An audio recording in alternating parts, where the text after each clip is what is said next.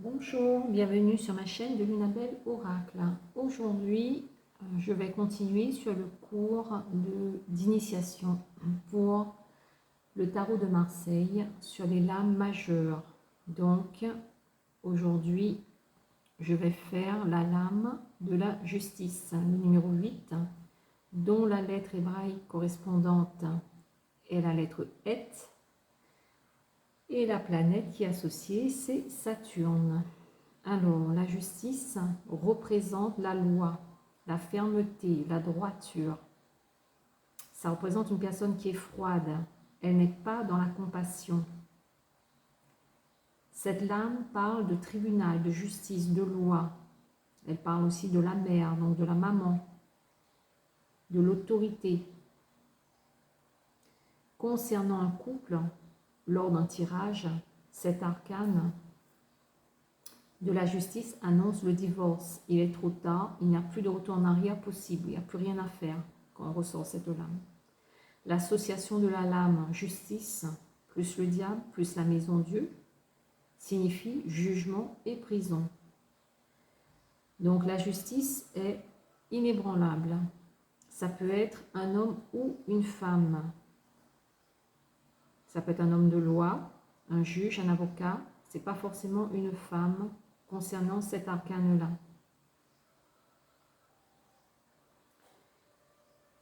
L'épée que la personne porte est tenue fermement par sa main droite et c'est orienté vers le ciel. C'est l'instrument qui tranche et sépare le bien du mal. Elle est jaune, donc lumineuse. Elle sépare ce qui ne va pas avec équité. Et la main droite, donc, c'est la main qui agit, donc qui tranche, qui est dans l'action.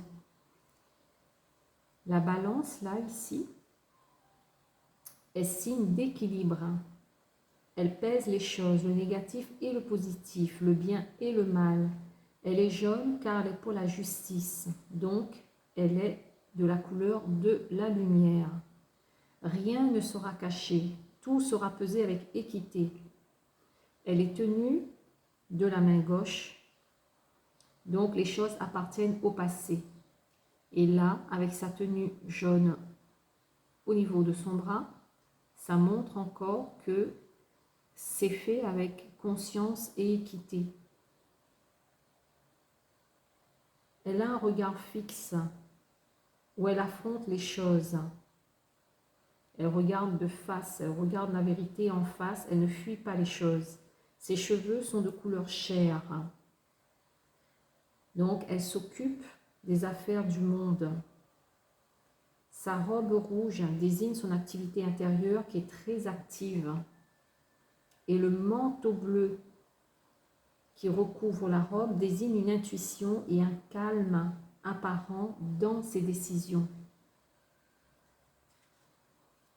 Les personnes à l'extérieur peuvent l'apercevoir comme finalement comme quelqu'un, oui, de froide, mais de calme extérieurement et non d'excité.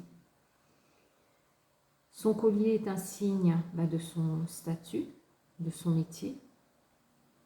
Le dossier du siège est incurvé. Il est solide et stable.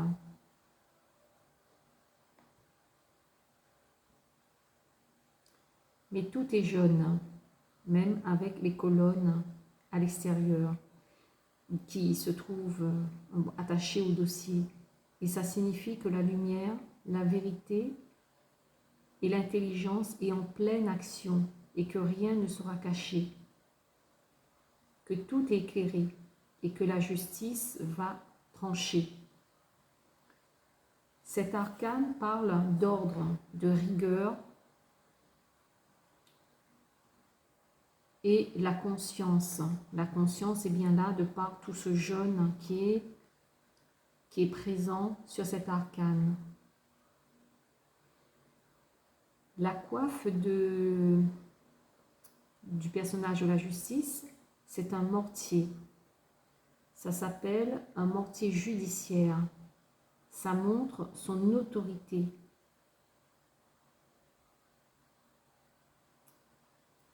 Ça montre son autorité et au sommet, il y a une couronne et il y a une lumière qui dépasse, c'est-à-dire une lumière divine qui descend sur sa couronne et sur son mortier judiciaire. Ce qui fait, ça souligne son pouvoir souverain et aussi qu'elle est éclairée dans ses décisions.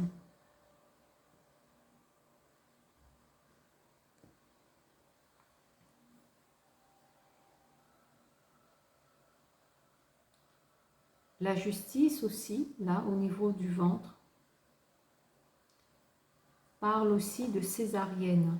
Rien à voir avec la justice, mais dans le cas d'une césarienne, c'est cette carte-là qui va ressortir et qui va parler de ça.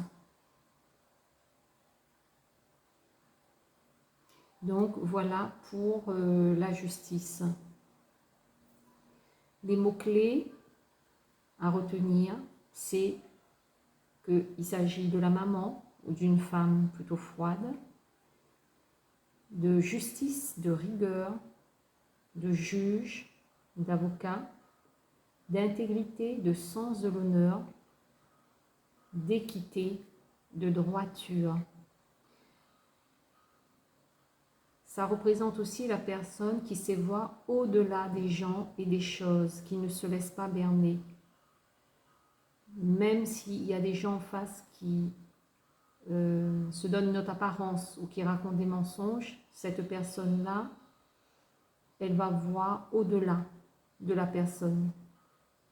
Elle a ce sens inné de déceler les qualités, les défauts des gens sans se faire berner. Voilà pour la justice. Je vais continuer avec l'ermite. Comme ça nous fait 2 cartes par vidéo. Alors, l'ermite. L'ermite correspond à l'élément de la terre. C'est l'énergie numéro 9. Il a une association avec la planète de Saturne et sa lettre hébraïque, c'est la lettre tête. L'ermite représente le moine, la sagesse, la connaissance du monde, la lenteur des choses et du temps. La prudence. Cette lame parle des choses qui se font lentement. Ça ne parle pas de rapidité. Il est tourné sur la droite et il avance dans l'avenir. Donc, ce n'est pas quelqu'un qui va s'attacher au passé. Il va aller de l'avant, il regarde devant lui. Il peut représenter aussi le gynécologue selon le tirage de cartes, car il porte l'énergie du 9, donc les 9 mois de grossesse. Il a son temps, il est patient et il est prudent. Lors d'un tirage, il donne la notion de lenteur où les choses se feront, je me répète, au bout de 9 mois ou plus ou moins, mais dans ce délai-là. L'ermite est quelqu'un qui vit seul. C'est une personne âgée. C'est quelqu'un qui analyse les choses aussi et qui connaît très bien l'humain. L'humain, ses défauts, ses qualités et toutes ses failles. L'ermite a un grand savoir, il avance toujours sur le chemin de la connaissance. Il observe, il analyse, il s'enrichit intérieurement. C'est quelqu'un qui aime découvrir le monde. Ça peut être quelqu'un aussi qui a aussi beaucoup voyagé, qui a beaucoup appris. Le H de l'ermite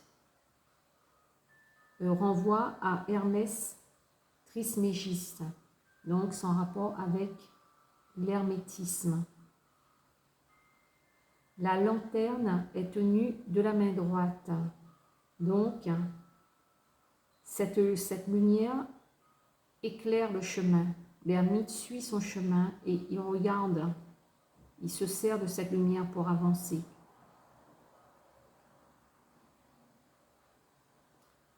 Il y a une partie du manteau qui cache une partie de la lumière de la lanterne. Donc la personne n'est pas dans une lumière totale, mais elle progresse sur son chemin. L'ermite invite à chercher la connaissance. Il tient son bâton qui lui sert de soutien et de protection. Son bâton est droit. Il est un peu incurvé de par sa forme, mais il le tient droit. Il est relié aux énergies terrestres. La sagesse et la grande connaissance de l'ermite lui donnent cette faculté de soigner le corps et l'esprit. Ça me fait penser aux sages de l'Inde. Son manteau représente la tenue du moine lorsqu'il se retire du monde pour mener une vie orientée vers l'intérieur pour leur évolution spirituelle. Le manteau bleu, c'est le monde spirituel et intérieur, le calme apparent que les gens, eux, vont percevoir de l'ermite de l'extérieur, qu'il a ce calme apparent. Mais à l'intérieur, c'est quand même quelqu'un qui est très actif car sa robe est rouge. Ça montre là sa volonté, sa persévérance, son activité intérieure. Et la couleur jaune qu'il y a à l'intérieur du manteau montre là qu'il est éclairé, qu'il a la réflexion sur toutes les choses. La tête, les cheveux, le visage, la barbe, tout est de couleur chair. Là, ça montre bien qu'il a bien les pieds sur terre et qu'il vit bien son expérience terrestre dans la matière.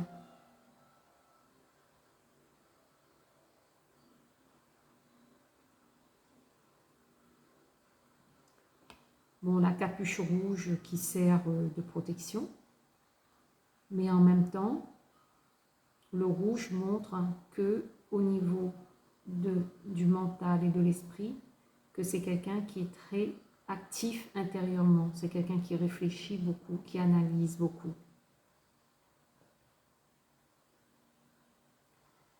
C'est pas quelqu'un qui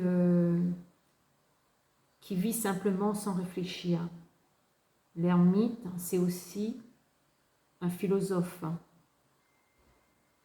quelqu'un qui est très érudit, comme la papesse d'ailleurs. Les mots-clés pour déterminer donc l'ermite, la sagesse, donc c'est un homme âgé, il est toujours dans une recherche spirituelle, il a énormément de connaissances, il vit dans l'abstinence, il est patient, il est persévérant et il avance seul sur sa route et la lenteur des événements pour cette carte. Voilà pour ces deux lames et pour aujourd'hui. Je vous dis à bientôt pour la suite. Au revoir.